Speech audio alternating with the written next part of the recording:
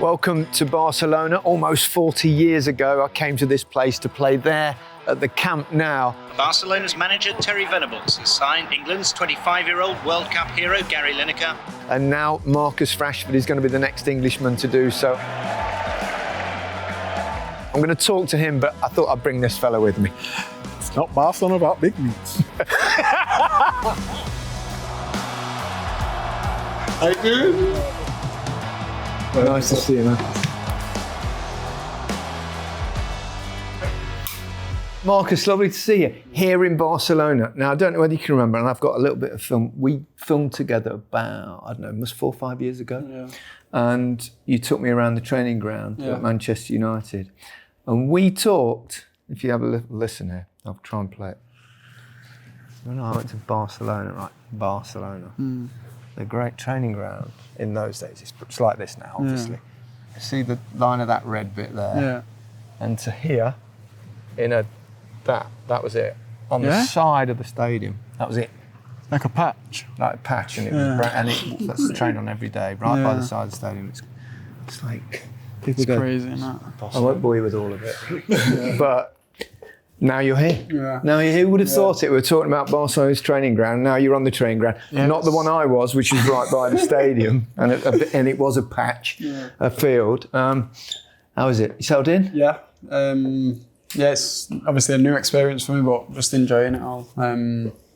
So yeah, it's exciting. Yeah. He's looking lean, isn't he? He's looking good. I'm looking at the guns here. I'm a little bit jealous, guys. I'm not going to lie. You're going to compete? You're going to get... No, I'm not going to compete. Here's that. Talking when you just came through the door about how training's changed, because you were talking about how slim you are and all that, and saying that it's slightly different here than... Yeah, it's very intense, but it's intense in a different way to English football. It's hard to explain because like pre-season, it's been tough. It's been draining. Like after training, I'm tired and stuff. Obviously, the weather plays a part as well. But it's not tough in the aspect where in England you'd be doing like loads of hard running.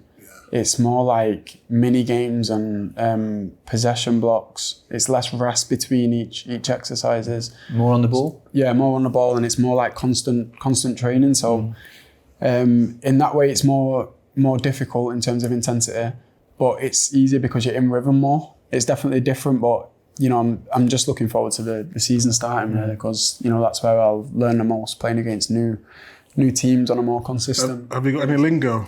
Early days. No, I'm trying. I've had a couple of lessons. En español. El español dus más. ¿Qué hay en Barcelona? ¿Tú no conoces Barcelona? ¿Un plano? 3 times a week for 2 years. It's better to do it that way though, isn't it? It's the only way. You ain't going to learn it just picking it up. No, if you do that once a week. Yeah. Mark Hughes wasn't really having it. He's got no concentration. He did 2 lessons and then gave up. To be fair, I'm gonna get more consistent lessons and just try it that way, because I tried a little bit on like Duolingo and stuff, but it didn't really help. It's tough, isn't it? It didn't really help me. Like I done loads of lessons on there, but then when I started my first like proper lesson, it was different. Having had the experience myself of being here, and it was, I have to say also, it was much easier when I was here, in the sense that practically nobody spoke English, so you kind of had to make do back then. Whereas now, even when I come back now, and I speak Spanish pretty well. If I speak to people, they reply to me in English, which is bloody annoying, because you just want the chance to practice. But I think it's appreciated by the fans if you can say a little bit. Yeah, definitely. And it's definitely appreciated perhaps in the dressing room as well. They go, oh, he's you know. But for me as well, it's just part of like the experience of being here. Yeah. So like, even if I didn't have to, I'd still want to try and learn at least the basics anyway. I tried Italian, terrible. Honestly, I thought you sounded fluent when I was... No. My Italian is terrible. How long did you play there? I was there for just 1 year, and I had lessons and everything, but like the teacher was laughing at me. So when the teacher's, what are you supposed to do when the teacher's laughing at me? I'm trying my hardest. And after like 2-3 weeks, I thought, no, this is not good. The problem was she was laughing at you while you were playing. Yeah, true. But it was just amazing to like have a different experience, you know, like going into a new dressing room. Obviously for you being at Man United for so long, then just going in and you just trying to find your way. It's like a new kid at school. Do you know what? Honestly, I thought it'd been a bit more like daunting, but like it's pretty much seamless. I think when you go over something in your head and you visualize like being somewhere, like you just take everything as it goes really. So, and it was similar to like when I first went to Villa as well. Like you don't really know what to expect, but because it's something that you're looking forward to, it's not like a worry. It's more just like an excitement. So, can I ask you, was you nervous though? Because when I went to Fiorentina, I was really nervous. I was pretending like I was fine. I was nervous as well. Way back. Way back. Yeah. I don't know if it's like nerves or if it's just like excitement. Like when I think of even stuff that I'm going to find difficult, it's more of a challenge and like exciting than it is scary.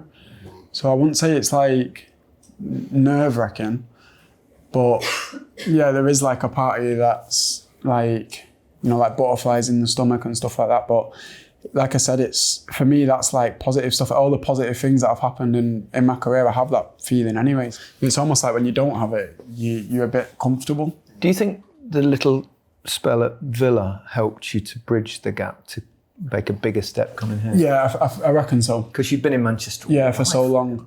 Yeah, and it's like no matter where you go from being in a certain place for so long, it's a change. But I feel like the timing of me going to Villa was like now looking back, it was the exact time for me to do something like that. So I feel like the response and the reaction I got from the people at the club and like the fans, it was probably what I needed on a personal level, like in that moment. But it's crazy because like 6 months on, like I feel like everything's completely different.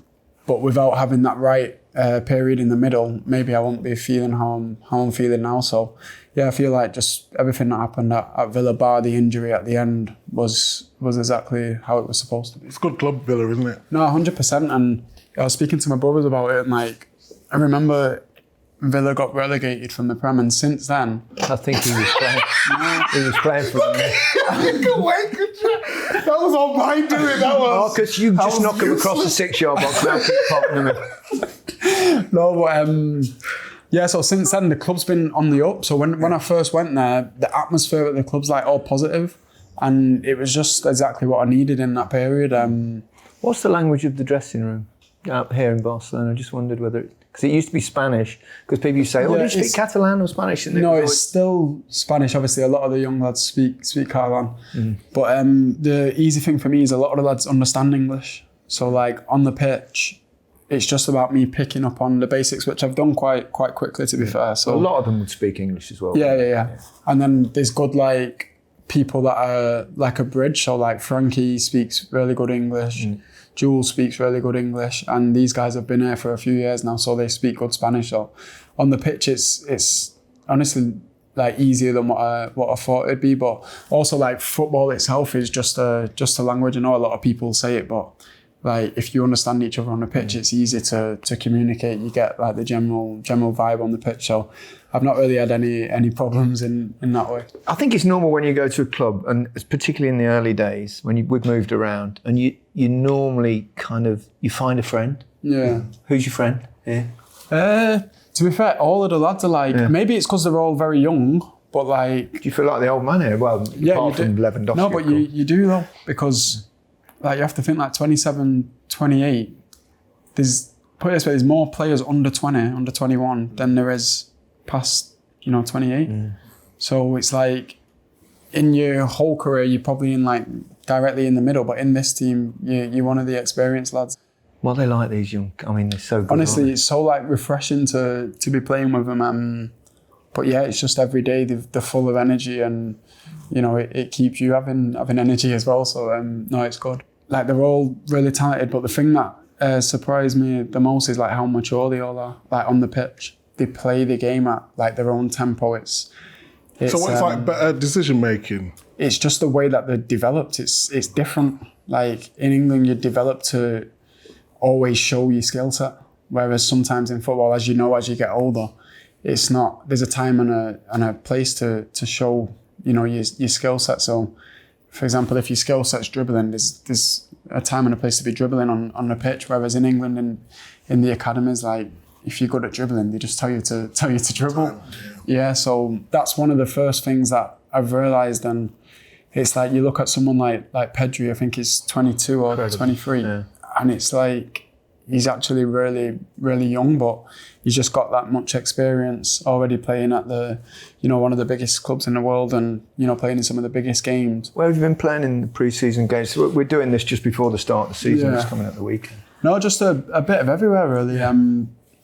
But I've always enjoyed doing that, especially when you play with so many passes in the team. It's like playing on the right wing when you've got so many passes in the midfield and in the back line. It's different because playing on the right wing is probably my more difficult position out of the three. But once you can just assess spaces, and that's kind of the main thing that I'm trying to adapt to now, because I think the way people defend here is obviously different to in England. So you see spaces in England. Because in England you have to find the spaces so quickly because of the tempo and the rhythm of the game. And I can imagine it's similar here, but if you do find the spaces quickly, you can really hurt teams. And you see that when you play against teams in Europe. But like anywhere, when you play against teams consistently in a league format, it's going to be different. So it's just adjusting to that as quickly as possible. But it's going to be exciting. I'm looking forward to this new sort of atmosphere and new genre of football. So it'll be good. Ok, atrás. Pedraza. Ahora. Para. Miguel! Bien. Ah, you shit. Oh. Terry. He was such a great coach. Don't gamble. Take the initial run, but once you've took it and the ball doesn't come in, let it go and join the others. Gary, you shouldn't be offside there. You look right along the line. Oh, he's telling Porkis. Do you remember I told you about the patch on the side of the pitch? Yeah, that's next to the stadium. That was it. That was the training ground all season. Yeah. What's your favourite position? My favourite position's off the left, but then it does change throughout. I know, because I've heard you saying you was happy playing up front, and then but you like left. It also just depends who you're playing with, how consistently other people play in the positions that you receive the ball from as well. So it's difficult to pin down one position, but honestly, I've been like this since a kid. It's been hard for me to because I'll say it. I used to love the right wing when I was younger, but then I learned as I got maybe to 13, 14, drifting inside, because I'm always controlling the ball on my left. When I'm coming in off the right hand side and now you're controlling off your right, it's more different when I'm trying to accelerate. So it's more natural for me to control on my left and accelerate with my right foot. I can do it more swiftly in one movement. So then I moved over to the left, and then I love playing on the left, but then you miss scoring goals. And then when you are in the middle, you miss touching the ball. So it's just you need that. For me, when I'm at my best, I'm having that freedom to exploit the back line. For me, from the left is the easiest position for me to do the rotation, because on the left I find it more natural to play off the centre-half shoulders and the full-back shoulders than I do on the right. But it's all it depends game to game. Well, football's never... It's never the same. But then some games I'll be on the left, and even if I have a good game, I'll be seeing what's happening on the right, and I'll be like, oh, I wish I was on the right today. So it's one of them. But as long as I'm, helping the team and, trying to find ways to have an influence on the game, then, I'll be happy. And you'll certainly be playing attacking football, that's for sure. Yeah, 100%. Anti-Slick's way of playing. I mean, it's a massive high line, and you'll be playing in the oppositions. Yeah, but it's perfect for the skill sets of the team. There's too much ability to be spending too much of the game in your own half. So, to play the high line, which honestly in the first couple of weeks that I've been at, how good they are at the high line is everyone looks like they're only just offside, but they're so confident in the system, and for them to only be doing it for 1 year and be that good already is really positive. So it's good, but honestly, I'm still learning it, which I probably will be for a while. But it's attacking football, and that's what I want to be playing. You seem like you're really, happy with life and the way that 100%. It must be really exciting. Yeah, looking forward to the start of the season. Honestly, it's just refreshing. We see how good they were last year, but the motivation and the determination to just improve, and we know it's going to be tough to have a year like they did last year, winning that many trophies. But that's the aim, and that's the objective. So that was one of the first things I noticed my first couple of days there. Like, everyone's pretty much forgotten about last year, and it's about what we can do this year now. So it's the perfect environment to go and be successful. Scored after 2 minutes, Marcus. Then I'll take the pressure off. Right place. We're just talking about. I'll leave you two strikers to it. What are your aims this season? It's just to win. You know, I want to have obviously a good individual season, but like anyone will tell you, if you have to choose between that and winning, you'd pick winning.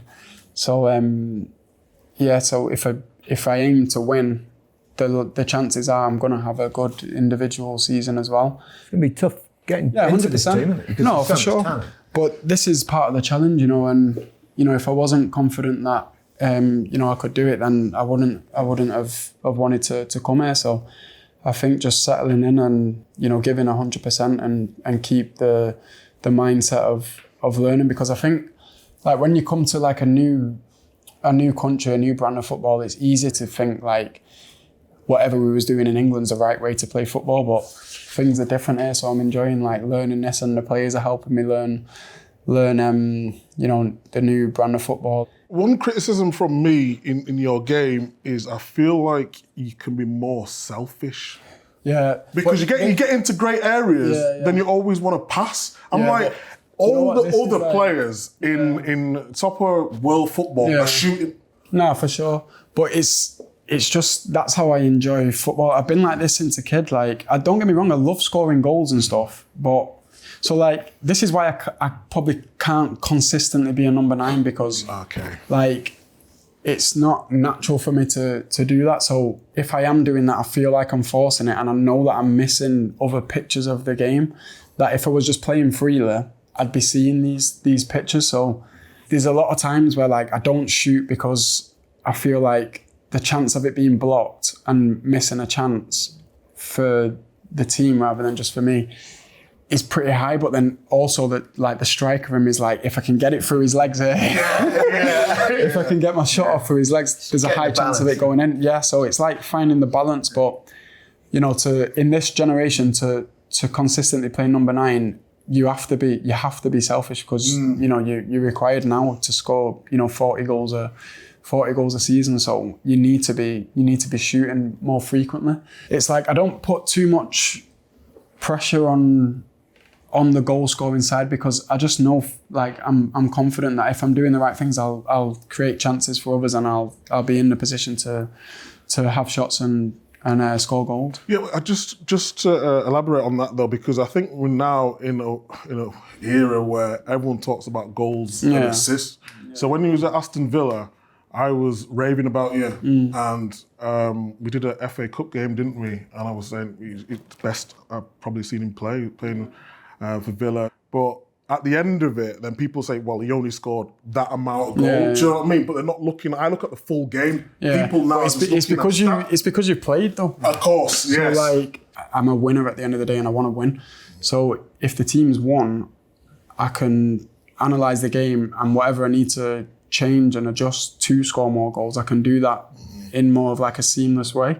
And that's the way I've always, it's not just in sports, that's the way I learn. Like if I put too much pressure on myself to like, oh, you need to score goals, you need to shoot, I'm not gonna, play well. Yeah. Have you always been like, I mean, I'll take you back perhaps now to your childhood and where this talent came from. And yeah, so I was a goalkeeper at first, actually. Was you? No way.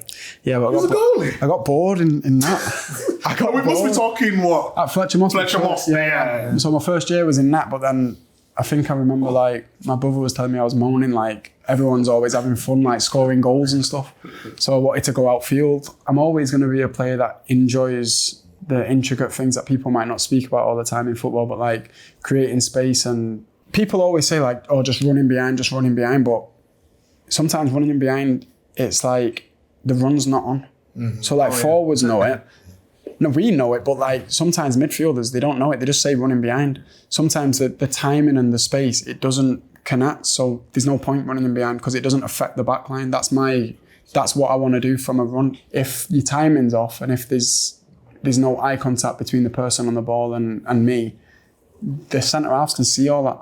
This is why striker's the most difficult position on the pitch, because your back's... Oh, hold on. It is though, because your back's to goal and the defenders can see everything you're looking at, but we can't see everything the defenders are looking at. Hold on. This is why you could have a rubbish game. And he was a master of that rubbish game. And then gets a tap in. Hang on. And then he's the hero. How many of my games have you watched? So how do you know a rubbish game? No, I understand that aspect, but when I go back into midfield, the game's easier because you can see everything. Everything's there forward. So for someone like me, like I don't like to pass backwards. So like when you want to go forward as often as possible, you need to be on the half turn all the time, but sometimes you can't. You don't have the time to be on the half turn. So now you need to, know your surroundings, scanning all the time, know when to bounce, know when you can turn, and ultimately you need to be in the right areas to score and assist goals. I might have to stay for the Classico hat-tricks. 120,000 people back then. 120? 120,000, yeah. All home fans.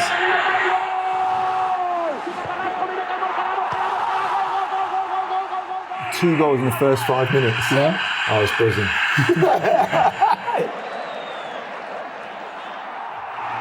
That'll do. Hat-trick. I'm going there. But it's, so I'd like you to experience that. It's quite a tasty thing. Yeah, I hope so. Good stuff. Does criticism from numpties like this... because I used to get the same sort of stuff. Because there's a certain understanding that you need to have to play in forward positions, whether it's wide or, as you said, in the 9 position.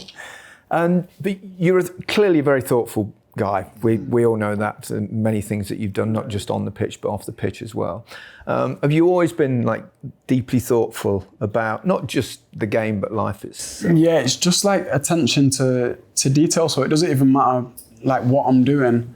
It's like if I'm invested in it, I need to try and do it to what I see as like the best way for me to do it. I think I've just been like that since a kid, since before I can remember, and it's just like, my family always say like, if they call me like a perfectionist, because like if someone challenges me to do something, I don't just want to do it in a way that everyone deems as like, he's won and that's a good way to do it. Like if it's not right in the way that I've like planned it or thought about it, it's like I'll keep redoing stuff. Do you know how good you are though? I was going to ask that question.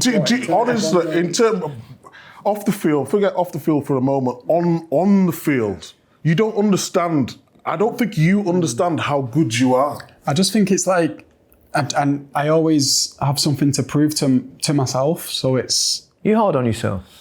Yeah, I'm more hard on myself than anyone can be harsh on me. So it's like, this is when you touched on like criticism before. Mm-hmm. I ignore a lot of people, but it's not like a defense mechanism. It's just like I have my own version of my own image of what I deem to be good. So like when things are not going really well for you, and you've had a career that's kind of everybody's career, with ups and downs. I played stride, a tough season here, last season here at Barcelona. Do you get down a bit? I find it difficult. It's not necessarily like being upset. It's frustrating, but the be all and end all is if it leads to trophies, everything gets put aside. So like your individual career is nothing without this team version, and that's also a part of football that I love. Do you think sometimes you get unfairly criticised because of who you are and what you've done, not necessarily on the pitch? But I always thought, because I'm a massive supporter of what you did. I mean, I think pretty much everyone is. It was incredible what you did. You shifted government policy and all that sort of stuff. It was remarkable. And always my fear was that the minute he has a bad spell, they'll blame that. Obviously, I'm saying this is because I feel it a little bit. But I think some of the times the criticism for you might go on a night out. You might go out in an outfit, a certain outfit, and that will be criticised. I don't think that would be criticised if that was a white player. Like, I honestly think it's not because people don't want to highlight it. I just think people don't care anymore. I just don't think you can change those people's opinions anyway. It's more about going forward and sort of changing the opinions of the youth, I've suffered it when I was coming through, but nothing changes. People always say what they want to say. Yeah, you'll notice it's different here. Yeah, 100%. And I spoke to some of the. You will, and that's what I've said. In terms of the football, they'll be incredibly critical if you're not performing on the pitch. They won't bother about your life off the pitch. You know, they won't. They'll respect your life off the pitch. Yeah. Even when you walk around, people will be respectful. And you get that in England as well, mostly. But I'm talking particularly in terms of the media. They will be very focused. In this city alone, in Barcelona, you've got 2 daily newspapers that only cover Barcelona Football Club, pretty much. El Mundo Deportivo and El Sport. Esport, they say. And they do everything. I remember when Terry Venables, it wasn't very well one day, and the front page headline, because I had to fill the newspaper every day, was Venables has diarrhea. But we used to go out. And they won't, as long as you're performing on the pitch, and even then they won't blame it on something else, like that we perhaps do in our country a little bit too much. The media do. I don't think the general public. I think most general public have a massive amount of respect for football, but I think you really enjoy that. You know, the couple of times I've been for like meals and stuff, it's been nice. It's been refreshing. Para mi sobrino que es un enamorado de ti, Marcos, ¿cómo te digo? En español, ¿cómo puedo decir? Marcos, con cariño tu nombre, a ver dónde. People of Barcelona, if they come up to you, they're very polite and ask you nicely for your autograph. Don't like to disturb you too much. They might move from club to club in England. They know about the players and it's moving from one place to the other and it's just a little bit different, but not a lot. You've got an whole environmental change, you know, living in a hotel, moving house, not sure what's going to happen. And then the difficulty of the language. And this is where they put us. It's not like this place you're in. The hotel. Hello. That's the room. 20 minutos. Ridiculous. Fluent. That's a good line. That was the first week. What about England? There's obviously a World Cup coming up next summer. Yeah. You're at Barcelona, one of the biggest clubs in the world, in one of the best teams at present in the world. Do you want to get back in the? Yeah, 100%. This current group of English players is extremely talented, and you know it's going to be disappointing if we don't manage to do something really special, because I think we've come on a lot, and for the last few years it's been just the next step is for us to go and win. England have been very, very close. They're knocking on the door. Yeah, we're right there, but you can see with a lot of the teams that are winning stuff currently, they've also had this period, but no matter how many times people say, oh, we were this close, that close, like the important thing's getting over the line. It's definitely an exciting period. Obviously, there's a new coach there in Thomas. How do you get on with him? Yeah, he's a top coach, good guy. I think being an international coach is, quite difficult, especially from someone who's used to, spending lots of time with players. People don't understand how short of a time you have to prepare for these major competitions. It's only, 5 camps in the year, 10 days apiece. So, 40 odd days together to try and win a World Cup's not a lot. But he's a coach that pays huge attention to detail, and you can see that. I've seen that straight away from the first couple of training sessions with him. So I'm looking forward to what he'll bring to the team. And being here, I suppose, if you perform well at Barcelona, it puts you in a really good space. Yeah, for sure. Honestly, I try not to put too much pressure on the England setup. It's clearly something that I want to do, but you don't get that without putting in the hard work, just day in, day out, and showing that hard work on the pitch. So that's a knock-on effect to the stuff that I'll be doing day in, day out. I think what's clouded a few people's visions is because you don't speak that much. I'm honestly fine with people having their opinion on me regardless. I'm doing the thing that I love to do every day. I don't want anything else. I think it was Usage that said something actually. Your discipline's more important than your motivation, because sometimes you wake up and you're not motivated. It's the discipline that keeps you in check to get yourself out of bed, go to training on time, and work when you don't necessarily want to work. Study the game, study your opponents when you might be tired, or you might have a headache, or you might be ill. But these are the things that people don't really, pick up on. So it's like it's hard for them, for the general public, to understand what goes into I don't making a top class professional. I don't expect the general public to understand that. Like some of my friends that are in other sports, like I'm a huge fan of like boxing. I don't have a clue what it takes to become a professional boxer. Like I like to watch them train, watch them compete. But like I can't start voicing my opinion out to the public on what I think this person needs to do because he lost his last fight. Like who am I to? I don't know what it takes. I'm more like lenient towards the public having their opinion because they're not to know.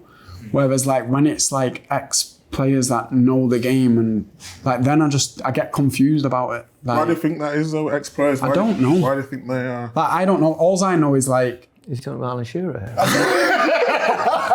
That's why they get the invite. No, for me, all I know is like when I come to retire, I ain't going to be doing that. Like it's as simple as that. I don't want to put players down. I want to, if anything, lift players because ultimately they're going to play better on the pitch. So it's like at the end of the day, we all love watching like exciting stuff on the pitch. I think you'd make a really good pundit. No, I'm not joking.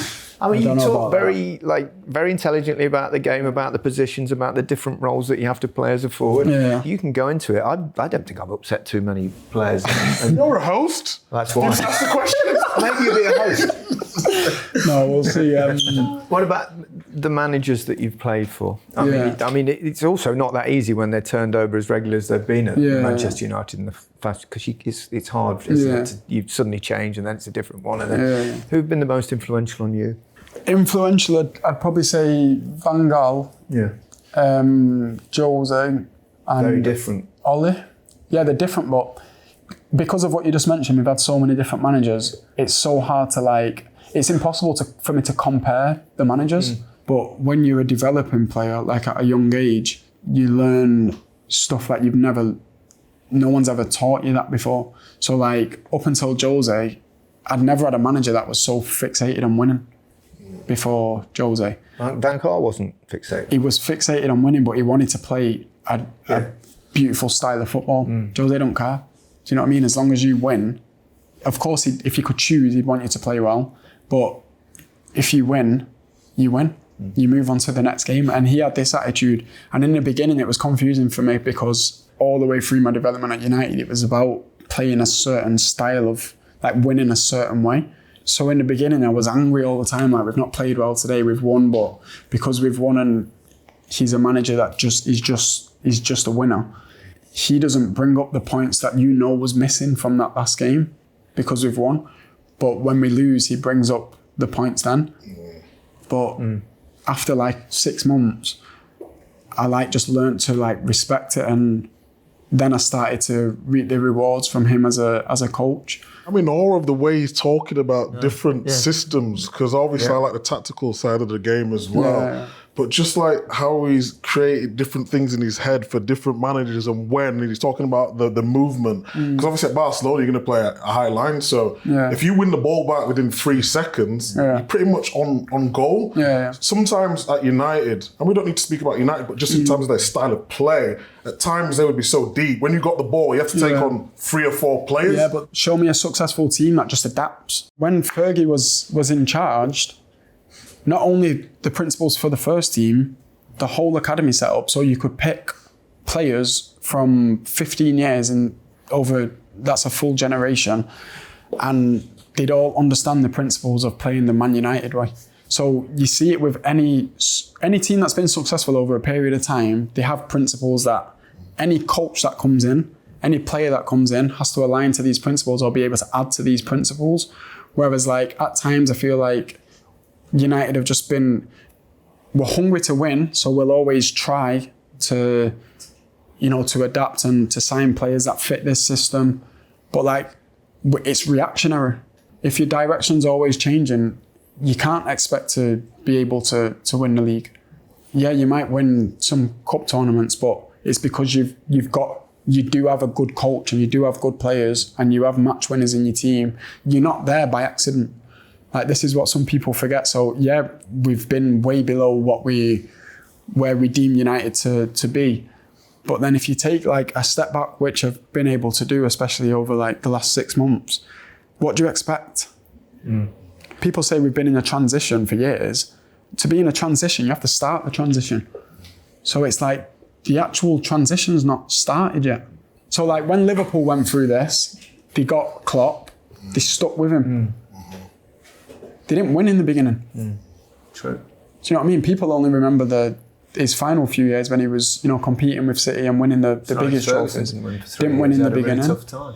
So it's like, to start a transition, you have to make a plan and stick to it. So this is the thing that I think... It's not easy to do though, is it? If you're it's not easy to do. If it's not going well, the fans demand, 100%. But this is where I speak about like being realistic with like what your situation is. I feel like we've had that many different managers and different ideas and different like strategies in order to win. You end up in the middle of like you end up in no man's land. So does it hurt you? Yeah, 100%. But not only as like a player, just as like I'm a United as fan. A fan.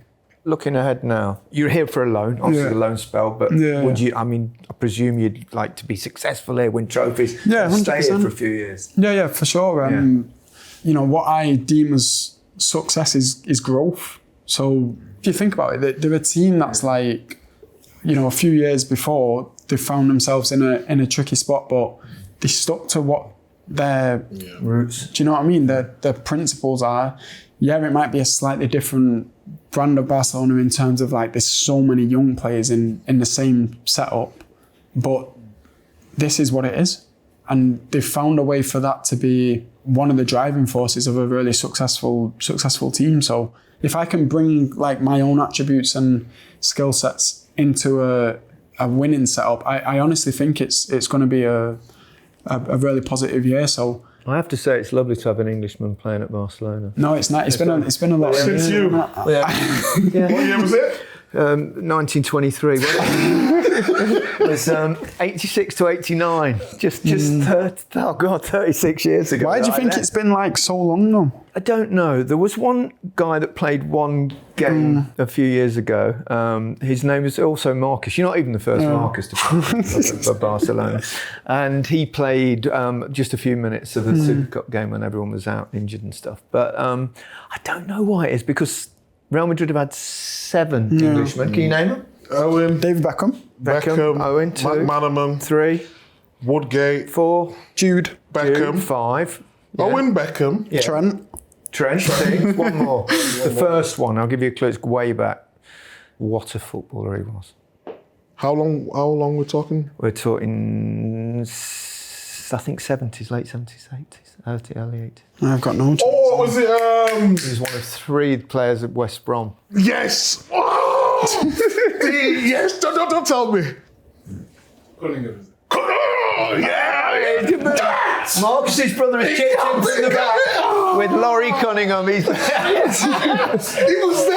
I know what it's like. I've been waiting a long time for another English player to play. Yeah, it's nice. And I really hope you're incredibly successful. First game is Mallorca away. Yeah, Mallorca. Well, let's get to that. Interesting. Can we get tickets now? Are we like mates now? How's it work? He's your man over there. We can swap numbers and I want besties. Yeah, well, can I give you one word of advice before you play away at Mallorca? Don't do what I did with Mark Hughes. We played Mallorca away in the second game. We'd won the first game 2-0, scored both.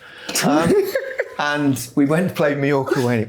It was 0-0, and Terry Venables was the manager of Barcelona then. And he said, you go out for a couple of drinks, be sensible. We weren't very sensible. And the bus was leaving for the airport. I think it was about 7 a.m. the next morning, and we could have stumbled onto the bus from the night out. And Terry Venables was sat on the front row, and he just went, for fuck's sake! Buy 2 players and you do that to me. So don't do that. We went to Magaluf. I mean, you do, don't you? But he wasn't a good pro. What? You wasn't a good pro back then. I was a good pro, except for that night. But generally, I was a good pro. But Mark Hughes is a very bad example. He led me astray. So I wish you all the very best. Yeah, no, it's gonna be good. It will be, and thank you so much for your time. Incredibly generous. It's great to be here to see you and nice to see you in you. such good spirits. Yeah, Looking forward of to course. watching you play. in the Blaugrana. Yeah. 15 goals I want. Yeah. 15? 25? No, 15 goals. 15 goals and 10 assists. That's all I'm asking.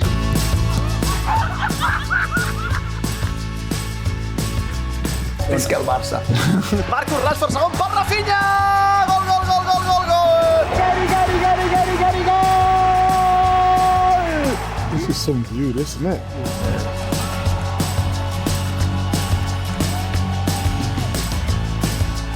What are they doing in the stadium then? What is the... It's just there's like an extra tier. Oh, put another tier on there. Yeah. Have you been, have you?